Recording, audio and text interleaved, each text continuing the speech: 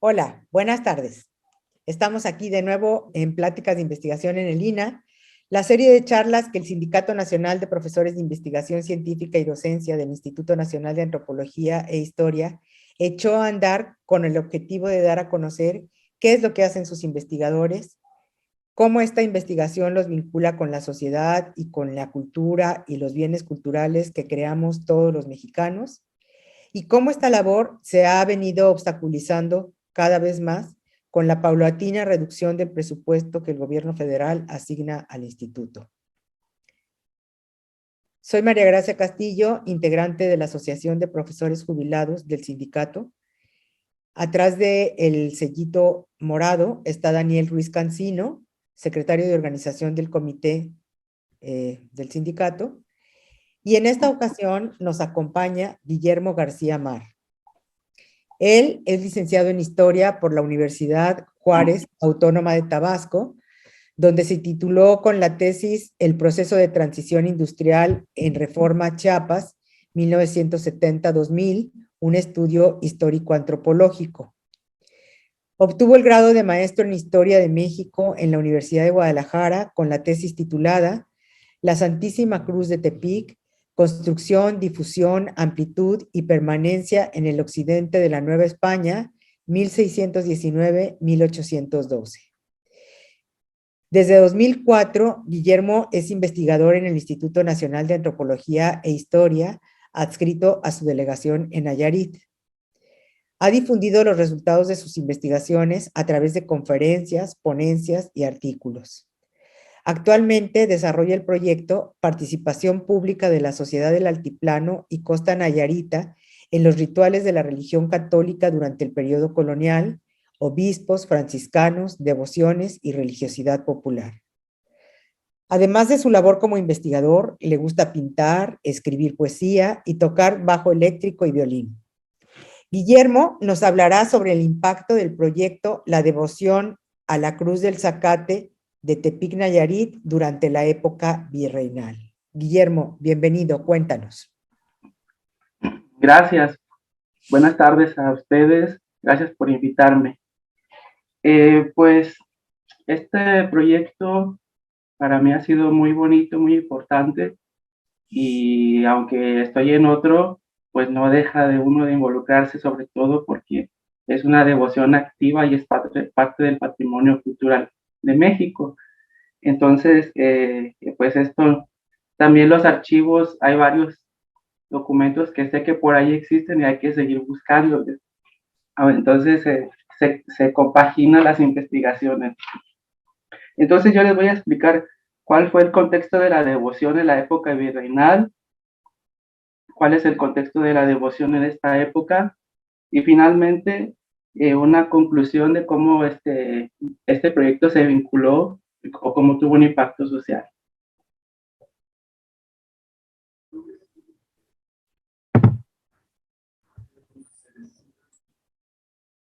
¿Ok? Bueno. La imagen, Santa Cruz de Zacate, nombre actual con el que se le conoce a una imagen religiosa compuesta de elementos vegetales. Su veneración inició a principios del siglo XVII y actualmente es parte del patrimonio cultural intangible.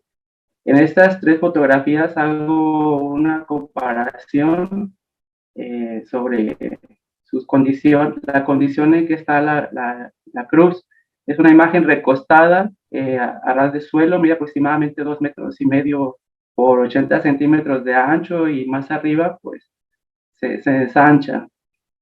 La tradición dice que no necesita riego ni recortarse, y que por eso la misma imagen en sí pues ya es santa, ¿no? Porque no pierde su forma.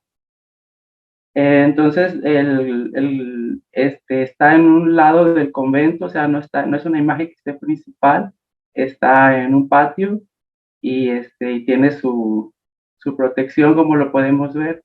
Entonces no se puede ver la cruz desde fuera. Eso ya es una situación así.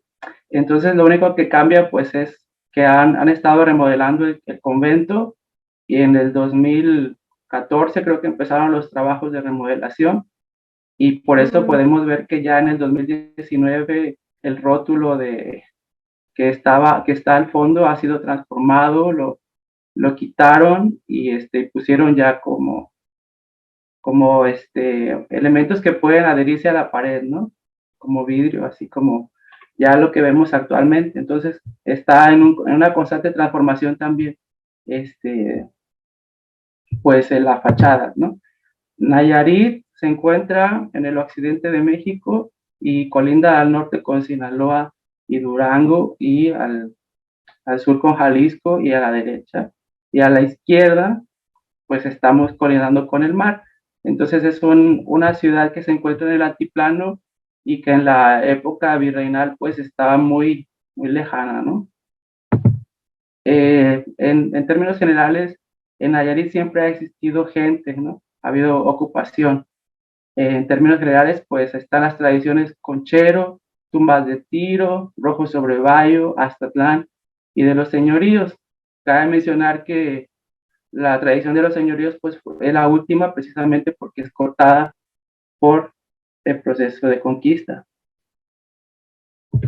Entonces aquí vemos en este mapa más o menos cómo estaban distribuidas estas sociedades y pues las tumbas de tiro ya son muy conocidas a nivel internacional, pero en lo que me he dado cuenta es de que las culturas estaban como que repartidas y como que confluían. Entonces es algo muy interesante que los arqueólogos nos han estado proporcionando información. Aquí vemos este mapita del siglo XVIII, cómo era Tepic, sigue siendo todavía una ciudad pequeña o mediana. En ese tiempo el templo principal no era el ex convento de la Cruz de Zacate, sino la iglesia parroquial. Y si vemos abajo en el número 5 es donde está el templo de la Cruz. En la antigüedad pues ya estaba en las afueras de Tepic. Por eso hay una semejanza así como de que en un cerro, en muy lejano, casi como se inician los mitos, ¿no? Como que son lugares muy apartados y en donde surgen cosas mágicas. Entonces, esta es la imagen antigua y actualmente pues ya vemos que ya la cruz ya es parte de la mancha urbana, el convento también, y ahí está su ubicación en una esquina de la Avenida del Ejército Nacional y la Avenida México, que es la que va para el centro. Cabe mencionar que ahí los franciscanos mandaron a poner una arboleda para que del centro subieran y no se acaloraran tanto. Entonces, como que ese era el acceso, ¿no? Por la actual Avenida México. Las principales transformaciones sociales en Tepic durante el siglo XVI, pues voy a ser breve, ¿no? En general, se acaban los señoríos por la conquista y Tepic se alió inmediatamente a los conquistadores Francisco Cortés de San Buenaventura y Nuño Beltrán de Guzmán. Tepic era parte del señorío de Jalisco. Entonces se instaló una pequeña villa de españoles y al lado del pueblo de indios, que siempre había una situación de diferenciación, ¿no? No hubo mucho, digamos, que yo sepa, como interacción entre estos dos grupos. Simplemente trabajaban en comunión porque los de Tepic hicieron un juramento como de lealtad a la corona inmediatamente. Entonces, cuando suceden muchas cosas que se instala la capital en Tepic, pero a los de la villa no les gustó, entonces se movieron a otro lugar que se llama el Valle de Caxlán, es la actual ciudad de Compostela, Nayarit. Ahí es en donde se funda también la segunda capital de Nueva Galicia y finalmente pues ya se va a Guadalajara, ¿no? Pero aquí digamos que está las capitales en su momento primigenio, no muy funcionales, pero simbólicamente pues ya tiene peso, ¿no? Haya sucedido eso aquí en esta región. Entonces, cuando Nuño de Guzmán tiene que dejar a México porque es mandado a llamar por España a rendir cuentas, de su relajo que hizo aquí. Él, pues dejó abandonado a Tepic prácticamente, y luego los españoles también se fueron de allí. Entonces tenían una situación muy difícil porque tenían que ser parte todavía de indios de frontera, de guerra, y tenían que seguir sobreviviendo a los azotes de pandemias. También sufrieron mucha extracción de la población porque el virrey Mendoza, en el intento de conseguir la conquista hacia el norte, se despobló a muchas familias de estas zonas, de Tepic y Jalisco, Nayarit. Entonces, todas estas situaciones eran como una situación muy frustrante los pueblos, para el pueblo indio de Tepic. Después, la Santa Cruz aparece, los jesuitas lo reportan desde 1614, pero desde 1619, Domingo Lázaro de Arregui, el sacerdote y terrateniente de Tepic, ya empieza a dar una noticia y forma una estructura más mitológica, y la gente también se empieza a estructurarse más alrededor de esta imagen. Entonces, por eso es que se le considera como la fecha fundacional del mito, porque también los franciscanos que estaban en el convento de Jalisco desde 1540, que se hizo el convento, pues empezaron a trabajar en Tepic como asistiendo a la devoción. Posteriormente ya los franciscanos se involucran más y más hasta que ya el templo se consolida, ¿no?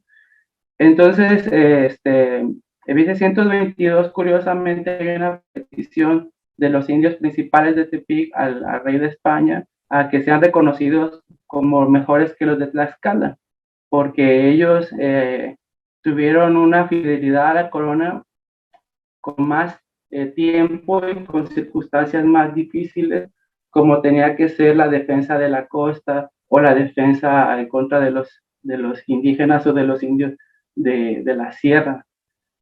Entonces ellos en ese año es de que empiezan a ser reconocidos, o empieza el proceso donde ya son reconocidos como República de Indios.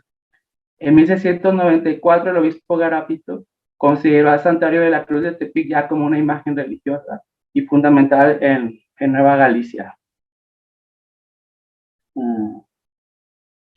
Esto a través de que mandó a que investigaran cómo eran los santuarios marianos de Nueva Galicia, pero él también incluyó al de la Cruz de Zacate, porque lo consideraba como uno de los santuarios más primigenios, porque había aparecido un santo que había sido, según discípulo del Santo Tomás, que estaba en los lugares de Brasil y todo lo que es Sudamérica, y que curiosamente un santo, un discípulo de él, estaba en las costas de Nayarit, y que después vino a poner una cruz aquí en este lugar, se cayó la cruz, y que por eso esta imagen quedó como dibujada. Entonces ahí viene una historicidad también donde se relacionó con cosas también de una mitología, ¿no? Que era también muy importante para la Santa Cruz. Estaba como todo muy enlazado, ¿no? En cuanto al mito. Entonces, por eso es que Garavito ya empezó a darle importancia en ese año. Además, pues que ya estaba la gente, ¿no? Adorándola. A finales del siglo, el Papa Inocencio IX elaboró una bula de indulgencia para que el santuario fuese visitado por peregrinos. Ese documento no lo he podido consultar, pero pues ya está diciendo que ya está siendo aprobada como santa. En el siglo XVIII y principios del XIX, pues hay esa expulsión de los jesuitas, y a los franciscanos se les encomienda que vayan a suplir a las misiones de California. Entonces, por eso es que llega un grupo de franciscanos aquí a Tepic, y es que el templo es que ya empieza como a tener relevancia propia, ya pasó esa época en que era el convento de Jalisco la sede de los franciscanos, entonces ya empezaron a tener residencia aquí en Tepic. Cuando llega Fray Junípero en 1767, pues ya después de que residen un tiempo aquí en el ex convento para descansar, ya luego se fueron a asamblear y partieron para allá. Eso es como muy importante porque la gente siempre identifica a Fray Junípero Serra y con Nayarit, ¿no? Entonces aquí también fue su casa, vamos a decirlo, el ex convento. Encontré un dato muy curioso en 1772, cuando el obispo Fray Antonio Alcalde recibió una reliquia formada de cruz con pasto como regalo de los franciscanos del convento de la Cruz. Esto quiere decir que también las reliquias, aparte de que eran muy, muy apreciadas por la religiosidad popular, pues también por los meros jefes de la iglesia en ese tiempo. En 1812 empieza a hacer como a vender muchas de las reliquias la gente y llegan a manos del obispo Cabañas, porque él vio que estaban envueltas en un pañuelo y que no tenían ni las insignias de la iglesia, entonces estaban haciendo como comercio ilícito. Y también curiosamente en 1811 Tepic ya recibió el título de noble y leal ciudad. Entonces se juntan las fechas, ¿no? Porque cuando Tepic quiere pasar a ser República de Indios es que aparece el milagro. Y cuando Tepic adquiere el título de noble y leal ciudad, es que el obispo Cabañas pues ya no puede dejar que la imagen siga un curso caótico. El marco conceptual es en general los conceptos que manejo en esta investigación, ¿no? La apropiación física del santuario, que es la acción de despojar tierra, zacate, hierba y flores de la Santísima Cruz con el objeto de curarse con una mezcla de fe y medicina tradicional. La geofagia es la acción de comer tierra, que también se llegaron a mencionar que se consumía. La fitoterapia, pues es la infusión de hierbas medicinales, que mencionan que se hacía brebajes con ellas. Y la reliquia de la Santísima Cruz, como le digo, es la que llegó al obispo Cabañas en 1812, eran esas hierbas envueltas en un pañuelo. Y llegaron a Bolaños y después a Guadalajara. Entonces ahí también es una ruta muy interesante que tomaba la devoción hacia el norte de Jalisco. Y el edicto pues es un documento de la iglesia que expresa una orden que debe ser respetada sin excepción. Esta es una lista de los milagros que registró Fray Antonio Tello en 1657. Y lo que me llama la atención es de que aquí aparece algunas figuras como indio principal, don Juan, que bebió la tierra con agua porque tenía un malestar estomacal. Y también hay españoles como Diego, Francisco, etcétera, que habría que investigarnos muchas cosas sobre esa genealogía, pero pues estamos aquí presenciando esa unión entre los indígenas y los españoles o los criollos, ya explicando que sí se curaban. También en otro jesuita Tarabal encontré que la devoción se extendía también a Sinaloa, precisamente por el saqueo. Y pues a Jalisco, como indiqué, para Bolaños y luego a Guadalajara. Reflexiones principales. La historicidad de la devoción durante la época del virreinato abarcó una larga temporalidad, o como bien decía Fernand Braudel, ¿no? Una longue durée, desde 1619 hasta 1802, y durante este tiempo los creyentes se apropiaron físicamente de esta imagen en forma de reliquias, geofagia y fitoterapia. El santuario fue parte fundamental del obispado de Guadalajara, ya que no fue solo una devoción de carácter local, sino que viajó a Jalisco mediante unas reliquias, las cuales fueron prohibidas en 1812 mediante un edicto. Y aquí presento algunas cosas relacionadas, ¿no? Como grabados de la época de 1694, en donde ahí se enlaza precisamente lo que les decía de Santo Tomás, y en esos tres donde están los piececitos, dice copia de los pies de nuestro Señor estampados. No puedo ver qué más. Supuestamente eran en unas piedras, no en unos petrograbados que se encontraron en la costa sur de Nayarit, que habían esas piedras como evidencia de que el santo había ascendido.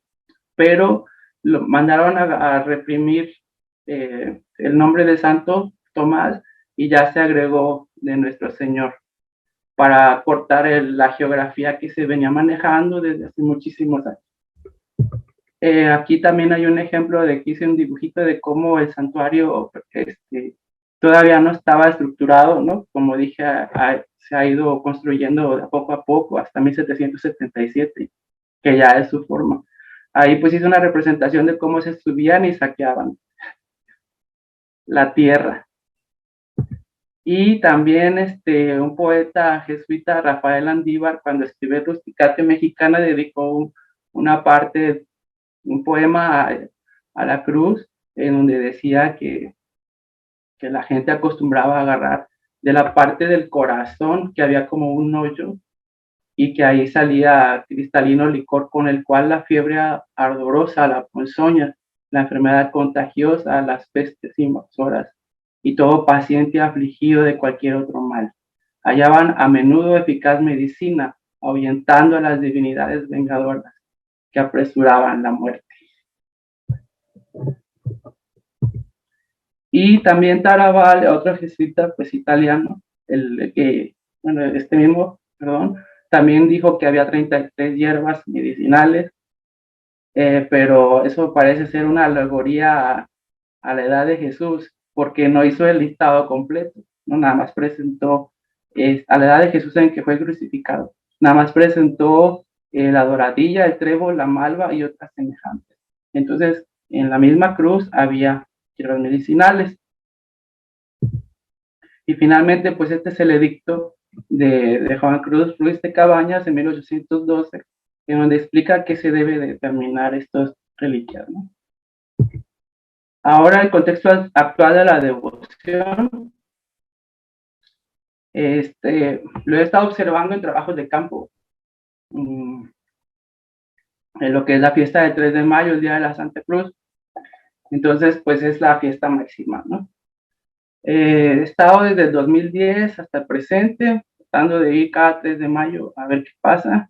Y lo que he podido registrar es de que hay una gran variedad de exvotos que agradecen los milagros concedidos y que estos exvotos han ido cambiando o desapareciendo, digamos a decirlo así, de su lugar.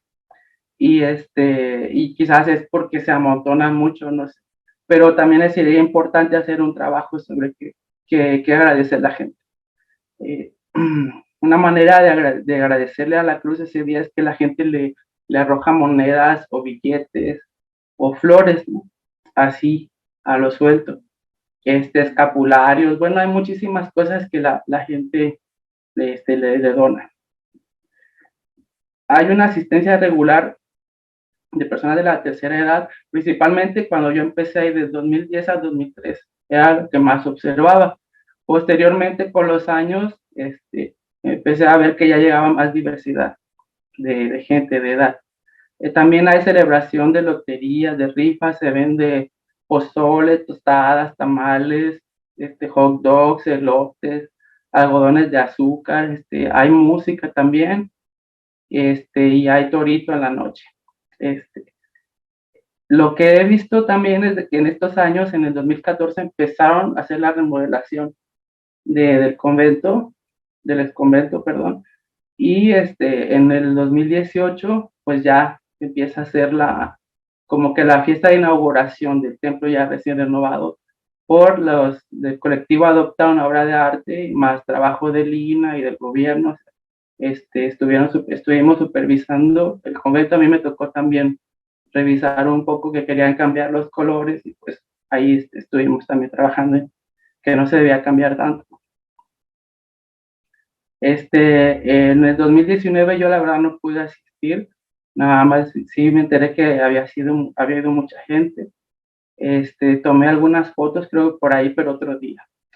y en el 2020 fue cerrado por COVID también, entonces esta devoción quedó ese año sin fiesta, todas en México, y en el 2021, el 3 de mayo, se abrió el templo para las misas, pero con distancia social y sin música y sin comida. Entonces, vamos a decir que todavía está en esa etapa de que el convento quedó bien, ya está todo listo, pero todavía a la gente le cuesta, ¿no? Tiene que respetar los horarios, ya es más difícil acceder ahí. Aquí estamos con un ejemplo de los votos que les decía. Finalmente, ejemplo de cómo el 3 de mayo de 2010 así era el templo, así era la gente, la misa. A la izquierda es que se puede ver el patio donde está la cruz.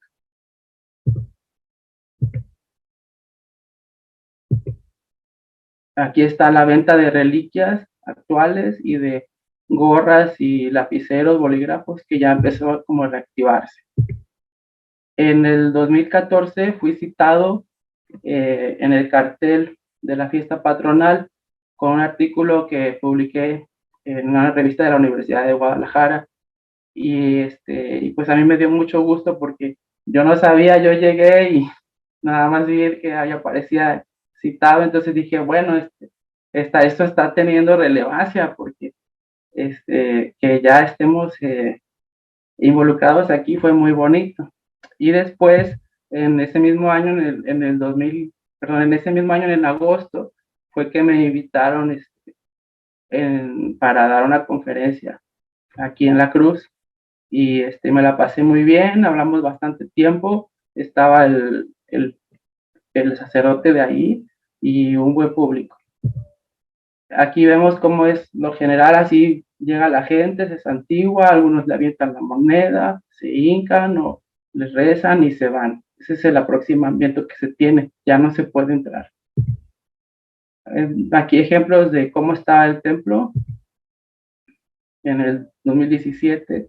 En el techo ya se ve que están rezanando. La fiesta que les decía, música. Este es el ejemplo del 2019, que ya los exvotos, la mayoría han desaparecido y que el cartel cambió, ¿no? Pero la cruz pues sigue estando igual. Es más sobrio ya el ambiente que se percibe, ¿no? De los exvotos. Ya no están como muy brillantes como antes. Pero el templo pues ya ve, quedó de verde y al techo rojo, quedó muy bonito. Tiene una protección, ya no se puede entrar al convento como si nada, ya está protegido, como se puede ver. Eso también es parte de las remodelaciones. Ahí ya ponen los horarios de la misa porque ya no se puede entrar. Antes uno podía ir y entrar como si nada. Ahorita ya no se puede. Entonces, en conclusión, yo digo que si bien es cierto que la devoción tiene un ritmo propio, es ajeno a los procesos de investigación, ¿no? Pero en esta ocasión considero que la difusión de la investigación en revistas científicas influyó en la coyuntura del interés de la Iglesia y la sociedad en revalorar a la cruz de Zacate, puesto que, como expliqué, fue citado en este cartel y también ofreció una conferencia en el mismo ex convento. Por eso yo concluyo que es muy importante que el INAH siga apoyando los proyectos de historia, porque requerimos hacer muchas visitas a los acervos, y en particular yo consulto mucho del archivo histórico de la Arquidiócesis de Guadalajara, el cual pues todavía no está digitalizado y hay que seguir asistiendo físicamente.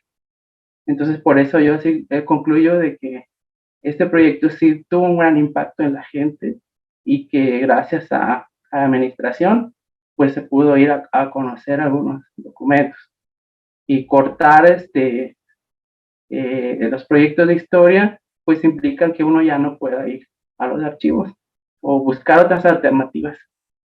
Es todo, gracias.